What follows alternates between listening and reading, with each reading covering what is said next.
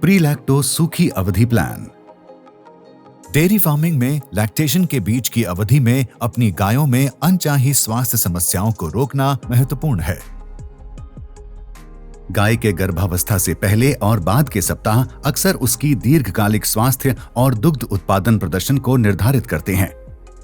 सूखी अवधि के दौरान गाय का उदक पुनर्जीवित होता है और भविष्य के दूध उत्पादन को बढ़ावा देता है। इसलिए आपको इस महत्वपूर्ण अवधि को प्रबंधित करने के लिए एक प्रभावी रणनीति की आवश्यकता है। डी ह्यूज प्री-लैक्टो प्लान आपकी गायों के लिए सर्वोत्तम पोषण उत्पाद, अनुकूलित प्रबंधन और आवास सलाह प्रदान करता है।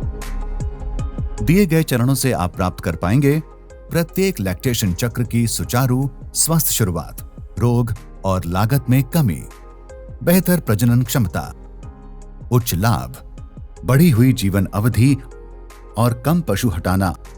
अधिकांश फार्म 8 सप्ताह की सूखी अवधि लागू करते हैं। कम सूखी अवधि दूध उत्पादन को प्रभावित किए बिना अपने पशुधन की प्रजनन क्षमता में सुधार करने में मदद करेगी। प्री-लैक्टो प्लान आपको यह तय करने में मदद करेगा कि किन गायों को एंटीबायोटिक से उपचार की आवश्यकता है। गायों को लैक्टेशन चरण की शुरुआत में बड़ी मात्रा में कैल्शियम की आवश्यकता होती है। आप क्लोजअप चरण के दौरान आहार कैटायन एनायन अंतर या डीकैड को कम करके यह सुनिश्चित कर सकते हैं।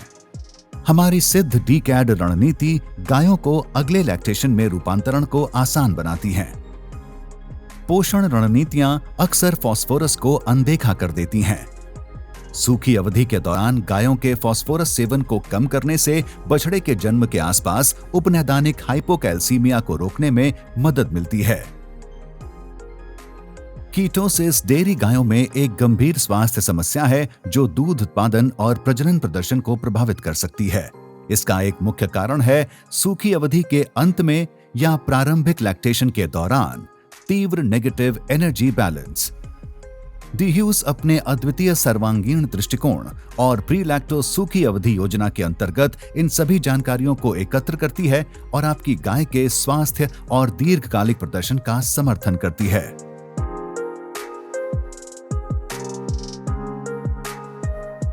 D huge, powering progress।